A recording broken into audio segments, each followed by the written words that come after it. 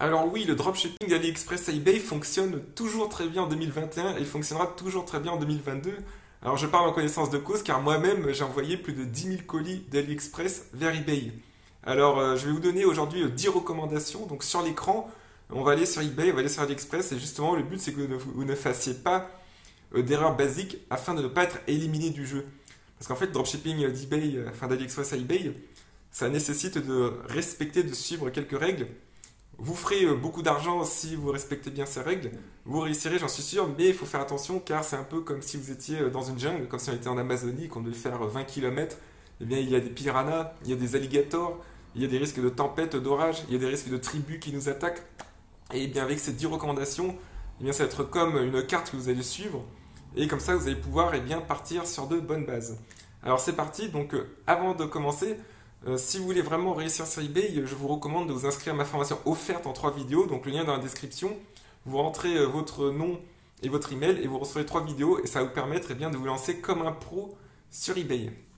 Alors les 10 recommandations, donc les 10 commandements même, car c'est très important, je vais vous les donner. Donc restez bien jusqu'au bout car il ne faut pas en manquer. Il ne faut en manquer aucun afin dès ce soir de bien travailler sur eBay et de faire des ventes dans les règles de l'art. Alors la première chose, déjà, c'est d'utiliser les bons transporteurs. Parce que sur AliExpress, comme vous avez vu, il y a plusieurs options. Donc on va aller sur le site. Et ce que vous allez faire, c'est que, en général, vous allez envoyer toujours avec AliExpress un standard shipping. Donc les délais avec ce transporteur sont de 15 jours environ, 15 jours, 3 semaines en France, en Europe de l'Ouest. Et je vous conseille car c'est en général ce qui marche le mieux. Et les gens sur eBay, si votre produit est bien, si la description est bien faite, ils seront prêts à attendre 15 jours. Alors parfois pour les petits produits, il peut y avoir plusieurs choix. Donc, par exemple, vous prenez une coque de téléphone comme celle-ci, et là vous allez voir que vous pouvez envoyer aussi avec des transporteurs économiques, donc comme Kanyao Super Economy Global. Alors ça, je ne vous le recommande pas. Restez toujours sur AliExpress Standard Shipping ou éventuellement DHL e-commerce. Il y a aussi un autre mode de transport qui s'appelle DHL e-commerce qui est vraiment très bien. Donc ça met 10-15 jours aussi vers l'Europe, surtout vers l'Allemagne d'ailleurs. L'Allemagne qui a un bon marché que je vous recommande vivement d'aborder. Mais par contre, les petits transporteurs comme ça, il faut les éviter à tout prix. Évitez-les car souvent les colis vont mettre bien plus que 30 jours. Parfois, ils vont mettre 5 semaines, donc c'est très variable. Certes, c'est moins cher, mais que ces petits transporteurs, ça peut mettre 4, 5, 6 semaines. Et puis surtout, vous ne serez pas protégé en cas de litige. Donc si la personne ouvre un litige sur PayPal ou eBay, si vous utilisez un transporteur comme ça, eh bien en général, les suivis ne sont pas acceptés par eBay et par PayPal. Donc vous perdrez le litige. Alors qu'avec AliExpress standard, en général, si vous montrez que le colis a été livré, même si l'acheteur prétend le contraire, si vous mettez un numéro de suivi sur eBay qui correspond à AliExpress standard shipping, et bien là, vous gagnerez le litige. Pas toujours, mais dans beaucoup de cas, vous le gagnerez. Alors, chose suivante, deuxième commandement, vous allez commencer doucement. Parce qu'en fait, eBay, surtout quand vous vous lancez, eBay veut voir que vous êtes un vendeur de confiance. Ce qui est normal, parce qu'il y a eu beaucoup d'abus dans le passé. Il faut se mettre à la place d'eBay. Donc eBay, en fait, fait confiance à ses vendeurs. Et c'est déjà arrivé dans le passé que des personnes, s'en aillent avec l'argent sans envoyer la marchandise. Donc ce que vous allez faire, c'est les 3 premiers mois, les 90 premiers jours, être prudent. Donc ensuite, vous pourrez aller à fond. Ensuite, vous pourrez faire du dropshipping de tout ce que vous voulez, des produits pas chers, des produits chers. Vous pourrez vendre partout dans le monde, en France, en Allemagne, en Espagne, au Canada. Mais quand vous commencez sur eBay, s'il vous plaît, suivez un plan qui mêle à la fois vente avec du stock, donc c'est-à-dire stocker quelques produits chez vous, et graduellement introduire des annonces en dropshipping. Et ensuite, quand vous serez en rythme de croisière après ces 3 mois, vous pourrez faire que du dropshipping à 100% et vivre par exemple à l'étranger ou alors gérer votre business uniquement sur votre PC sans avoir de stock. Mais au début, je vous recommande quand même de faire quelques annonces en stock et de graduellement transitionner vers le dropshipping. Alors le troisième commandement, c'est de pouvoir fournir des factures à eBay quand ils le demandent. Alors ce qui arrive parfois, c'est que quand vous commencez à beaucoup vendre, ou alors si jamais vous avez une baisse de performance avec beaucoup de litiges et beaucoup de clients qui se plaignent, eBay va vous demander des factures de la part de vos fournisseurs. Alors en général, si vous commencez doucement, si vous n'avez jamais de litige ou très rarement, et si vous proposez un excellent service, eBay ne vous demandera pas de facture de fournisseur. Donc moi, ce que je vous conseille tout d'abord, c'est d'éviter au maximum cette situation, parce que l'ennui, c'est qu'en fait, eBay peut vous bloquer temporairement tant que vous ne fournissez pas ces factures. Mais rassurez-vous, même si eBay vous les demande un jour, par exemple si jamais vous commencez à avoir beaucoup de litiges, si vous avez des colis bloqués, ou si par exemple vous commencez à faire énormément de ventes d'un coup, parce que eBay il voit que vous encaissez plein d'argent et donc ils veulent quand même vérifier que vous êtes un vendeur de qualité, ce qui est le cas, j'en suis sûr, mais eBay il veut quand même être sûr, grâce à des factures fournisseurs, eh bien il va falloir quand même les fournir. Donc qu'est-ce que c'est une facture? Eh bien c'est simplement un fichier Excel qui comprend eh bien, les informations sur vos produits, quantité commandée, tarif, moyen d'expédition et puis surtout l'adresse de votre fournisseur. Donc eBay en fait doit être capable de vérifier, enfin d'après leurs termes et conditions, il peut vérifier votre fournisseur, les contacter, mais en pratique ils vont pas le faire, ils n'ont pas le temps, ils ont beaucoup de vendeurs, ils vont pas vérifier les factures de tout le monde, mais il faut quand même leur donner ce qu'ils veulent. Alors sur AliExpress en fait ils ne fournissent pas de facture directement, donc ce que vous allez faire, eh bien, c'est demander à votre fournisseur AliExpress d'en fournir, mais ils vont pas tout le temps le faire. Et sinon, la chose à faire, eh bien, c'est de donner à eBay ce qu'ils veulent.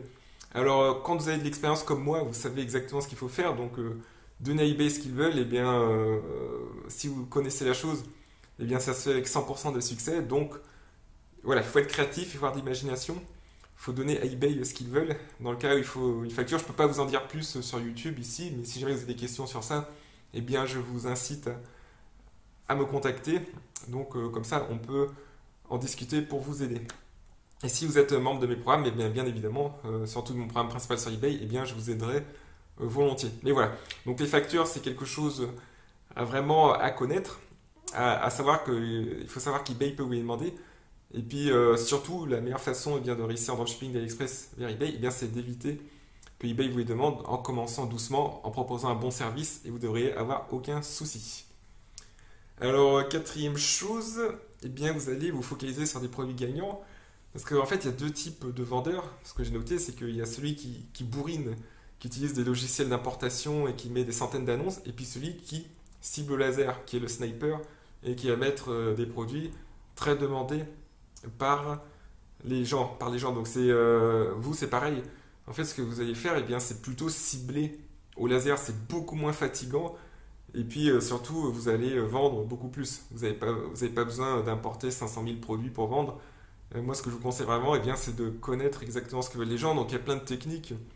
Donc, c'est ce qu'on appelle trouver des produits gagnants. Donc, déjà, ce que vous allez faire, c'est que vous allez sur des logiciels analytiques comme Zik Analytics qui vont vous permettre eh bien, d'étudier justement la demande. Vous avez un tableau comme ça pour chaque produit. Vous voyez ici, avec sell through, sold item, successful listing, donc pour un produit donné, vous voyez. Donc ça par exemple, successful listing, c'est une donnée importante. Si vous rentrez le mot-clé coque de téléphone, eh bien c'est successful listing de 80%, c'est-à-dire que 8 annonces sur 10 qui contiennent coque annonce de téléphone, enfin coque de téléphone, ont réussi à vendre au moins une fois sur une période de temps donnée. Donc c'est un indicateur très pertinent.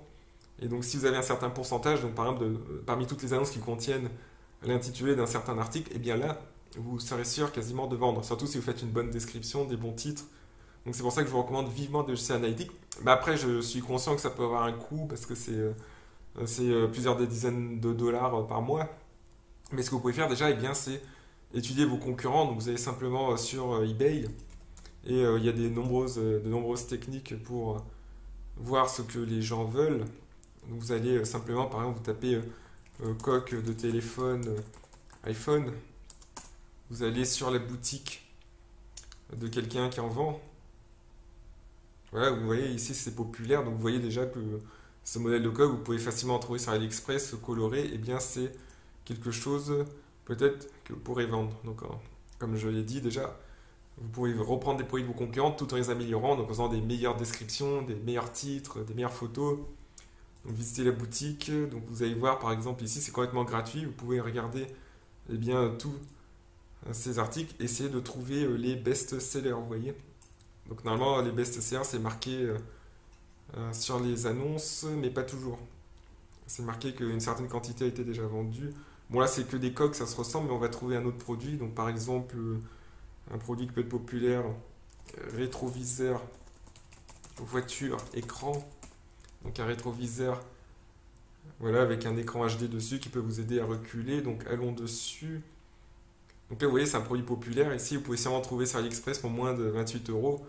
Donc déjà, ça c'est un produit que vous pouvez eh bien revendre dans des meilleures descriptions. Et ensuite, vous allez sur la boutique, vous visitez la boutique.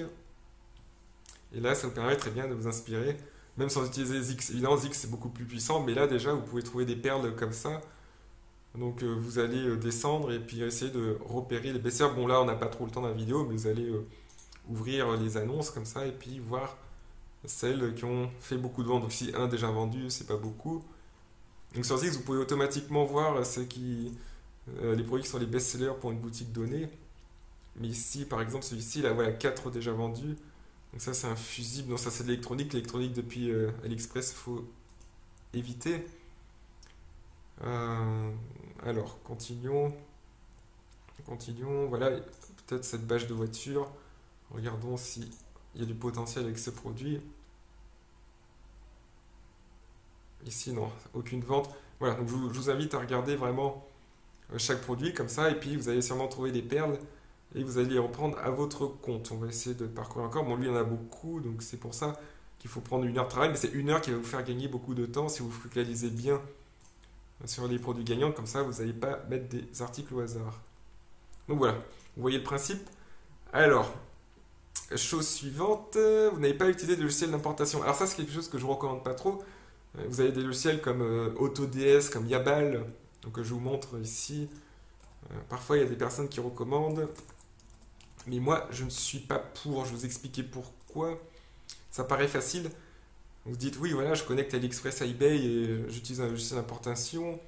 Mais en fait, c'est risqué parce que déjà, vous aurez tendance peut-être, moi-même je l'ai fait au début, j'ai utilisé beaucoup ce genre de logiciel et ça m'a causé plus de tort que procuré davantage.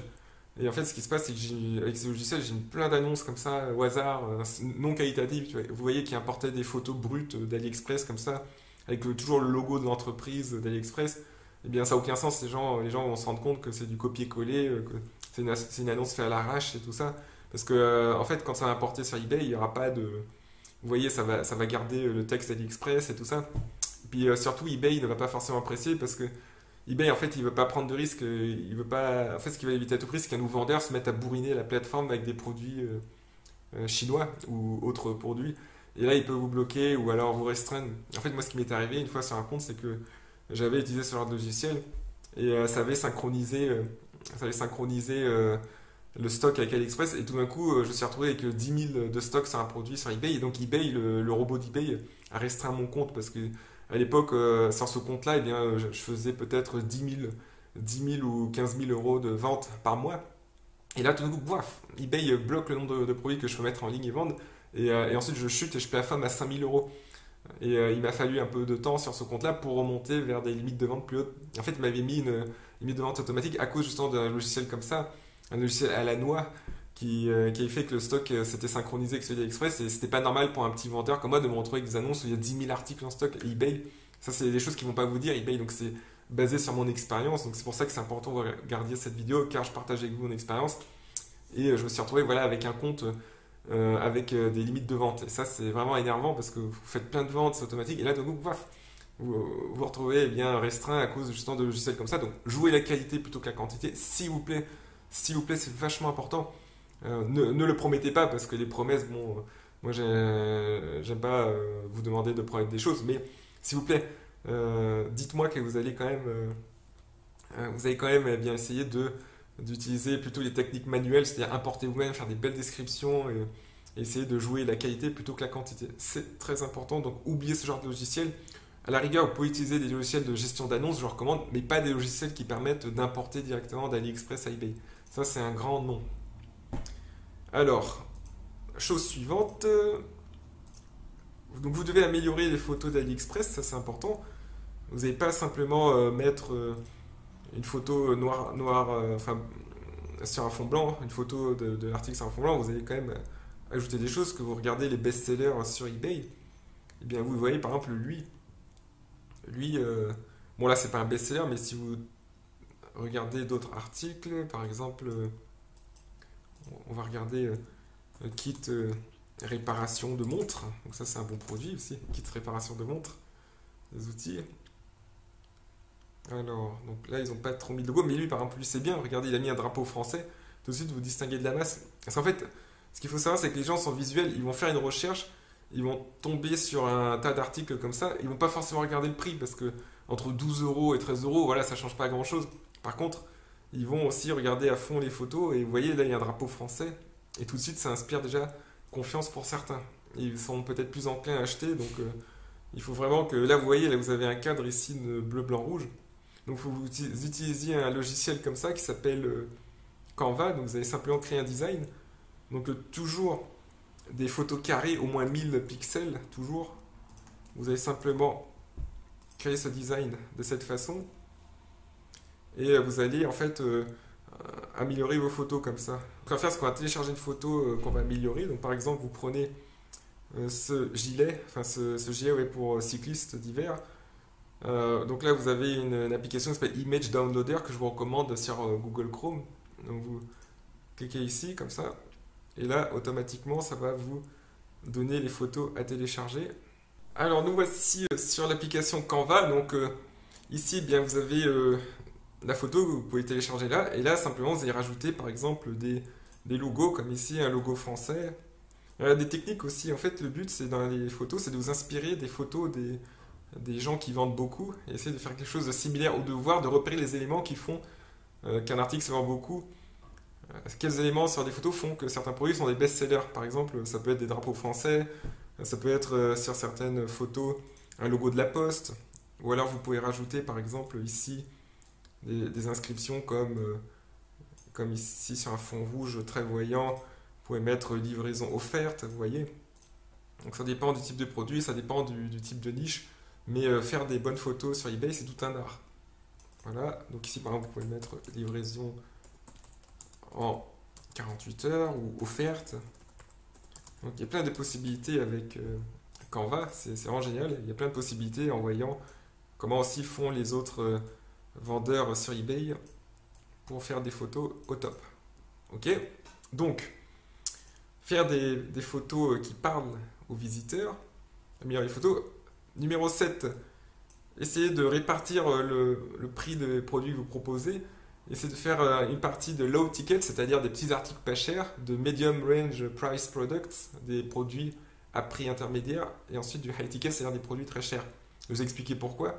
Donc la répartition que je vous recommande, après faites comme vous voulez, mais c'est 30% de low ticket, 50% de medium range ticket et 20% de high ticket. Donc quand je dis high ticket, c'est plus de 100 euros.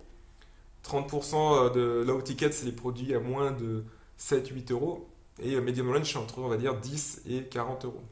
Alors, pourquoi ça? Eh bien, chaque en fait, catégorie de produits a son objectif. Donc, le low ticket, eh bien, c'est pas forcément pour faire beaucoup de profit, mais c'est surtout pour bâtir votre réputation auprès d'eBay, pour avoir des retours clients rapidement, avoir plein d'étoiles. Donc, le but, c'est de vendre des petits produits, des coques de téléphone, par exemple, des petits outils de réparation, des petits bijoux fantasy aussi, des montres, des petites montres que vous trouvez sur AliExpress pour pas cher. On va regarder un peu le low ticket sur eBay, ouais, ce que vous pouvez voir parmi donc le produit par excellence parmi les autres annonces. Donc le produit par excellence, bah, c'est les coques. Ça c'est franchement, si vous trouvez les bonnes coques pour les bons modèles, vous pouvez en vendre plein. Regardez, plus de 25 vendus, 11 vendus. Donc évidemment ici à 5,90 €, probablement c'est 1 euro de profit par coque, 1 euro, 1,50 € ou 2 euros. Donc 11 vendus, ça fera peut-être 20 euros de profit, ce qui n'est pas beaucoup. Mais ça va vous assurer une bonne réputation auprès d'eBay. Donc ici, vous voyez, vous aurez beaucoup de reviews, aussi 740. Et puis ça va permettre aussi de diluer vos défauts dans les normes de performance. Qu'en fait, eBay vous évalue suivant deux normes. Donc les commandes, si jamais il y a des commandes que vous n'arrivez pas à envoyer alors que la personne a payé, eh bien ça c'est comptabilisé comme un défaut. Ou un litige perdu, c'est un défaut aussi. Il y a un pourcentage maximum à atteindre. Mais justement, si vous vendez plein de petits articles comme ça va vous laisser de la marge, une grande marge. Comme ça, vous aurez beaucoup moins à vous soucier bien d'avoir un service client et d'avoir des normes de performance excellentes. Alors que si vous avez peu de commandes, eh bien, si vous avez un défaut, eh bien, ce défaut, il va prendre un pourcentage énorme. Je ne sais pas si vous voyez ce que je veux dire. Donc c'est pour ça que je vous recommande de vendre plein de petits produits. Et c'est bénéfique à la fois pour vous et pour votre performance et puis pour vos évaluations clients. Alors, Le high ticket, donc ça, c'est les produits qui ont ramené par exemple 20 à 30 euros de profit d'un coup, donc c'est plutôt des produits artistiques. Faites-le pas forcément au début, parce que si vous mettez des produits chers au début, ça peut être un red flag, un drapeau rouge pour eBay. Un red flag, c'est-à-dire que eBay peut eh bien, vous demander des fameuses factures, parce que si vous êtes un nouveau vendeur et que d'emblée vous proposez un produit à 200 euros, 300 euros, ça peut être vu comme une pratique à risque par eBay. Donc ça, faites-le peut-être au bout de 30, 60 jours, ou après 90 jours, allez-y à fond. Mais au début, low ticket, medium range ticket. Alors, numéro 8, vous allez éviter les produits à risque. Donc les produits à risque, eh bien, c'est des produits par exemple qui peuvent présenter un risque pour la sécurité. Par exemple, je peux citer ceinture de sécurité pour bébé. Vous voyez, il y a des gens qui revendent ça et c'est complètement fou parce que sur AliExpress, 90% des produits sont vraiment top, mais bon, vendre ça à des mamans qui vont attacher ça à leurs enfants, vous voyez, vous ne connaissez pas la sécurité, vous ne savez pas si ça résiste à des chocs, donc il ne faut pas être responsable d'un problème aussi d'un problème dû à des normes de sécurité. Moi, je ne conseille pas d'être responsable de ça. C'est éviter à tout prix ces produits. Il y a déjà des entreprises en Europe qui vendent ce type d'articles et qui font ça aux normes européennes.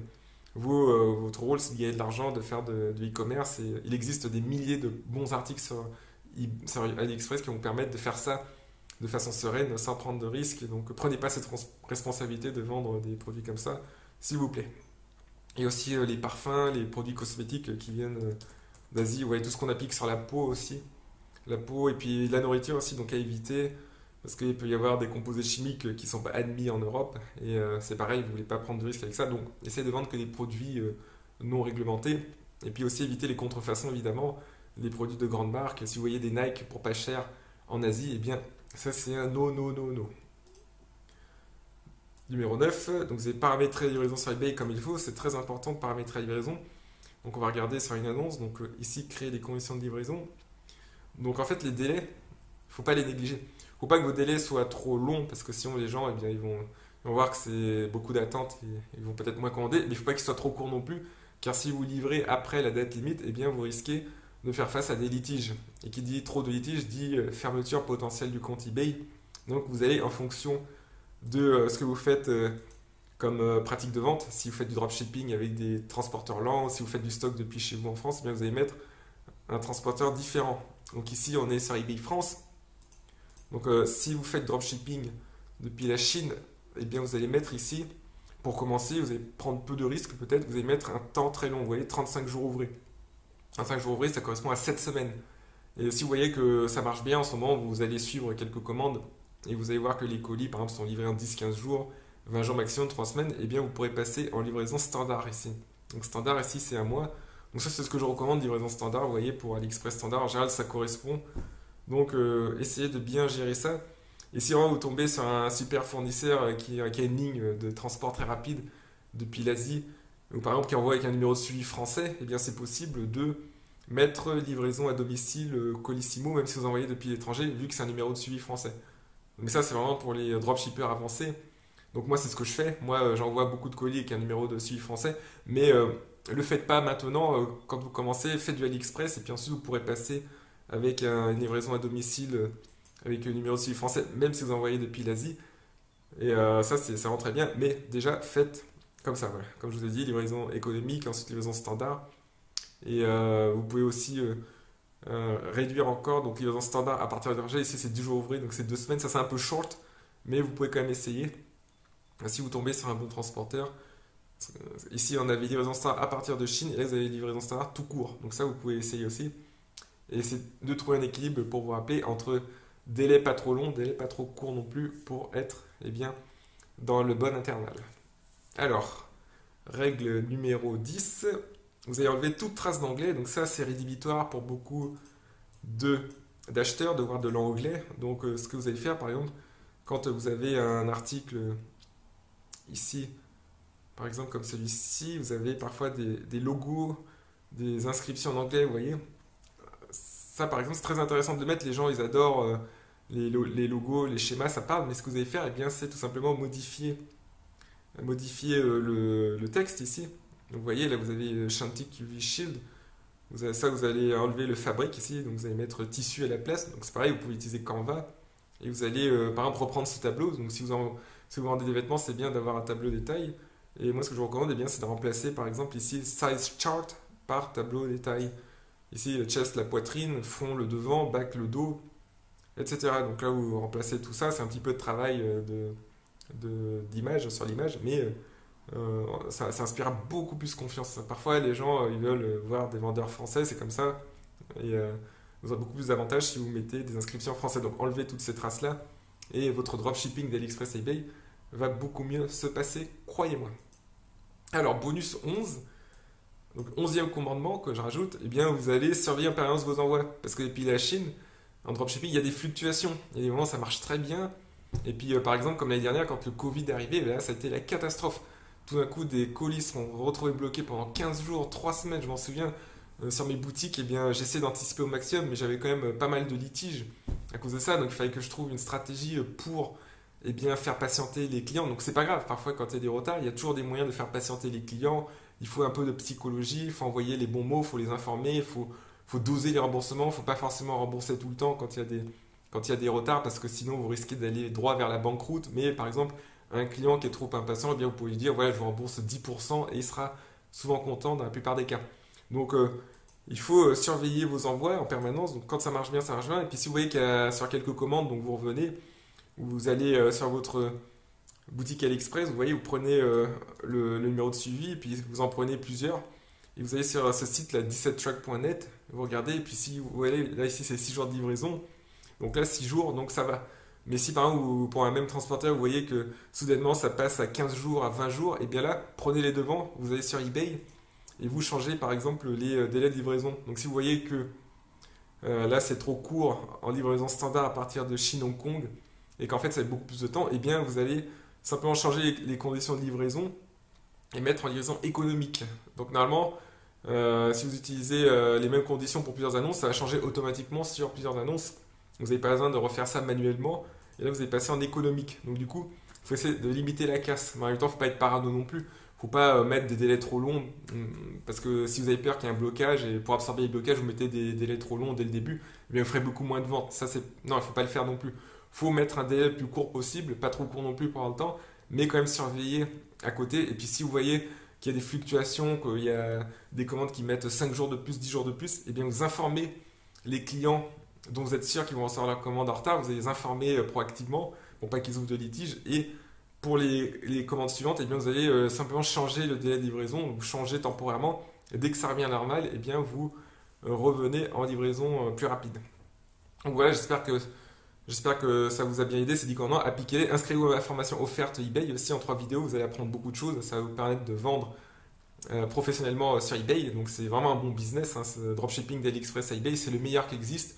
Certes, il y a Amazon, dropshipping d'Amazon à eBay, dropshipping d'eBay à eBay, mais ça, c'est pas lucratif du tout. Pour la simple et bonne raison, c'est que sur Amazon, il y a plus de frais que sur eBay. Donc du coup, eh bien, automatiquement, les prix sur Amazon sont beaucoup plus élevés que sur eBay. Et du coup, comment vendre des produits d'Amazon moins chers, enfin qui coûtent moins cher que sur eBay, c'est quasiment impossible. En moyenne, vous prenez n'importe quel article sur Amazon qui coûte par exemple 10 euros, il sera 7 ou 8 sur eBay. Ce sera très difficile de faire de la marge. Donc, il faudrait le mettre à 17, 18 euros sur eBay, ce qui serait impossible. Alors que sur AliExpress, vous avez vraiment des très bons tarifs, vous avez une myriade d'articles. Il suffit d'utiliser les logiciels analytiques pour savoir lesquels vont fonctionner. Il faut utiliser votre intuition, il faut étudier vos concurrents, il faut regarder aussi les tendances sur Google, ce que les gens achètent, etc. Et là, vous pourrez faire votre fortune. Donc, dropshipping d'AliExpress à eBay, c'est la meilleure chose. Évidemment, c'est assez technique, c'est un peu sportif.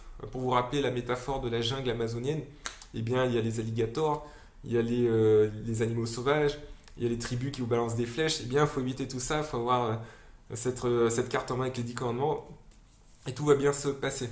Et là, vous pourrez eh bien, amplifier votre business, faire 5, 10, 15, 20 commandes par jour, 30 commandes par jour, il n'y a aucun souci. Et si vous me dites que les gens eh bien, sont énervés parce qu'ils reçoivent des colis AliExpress, c'est complètement faux.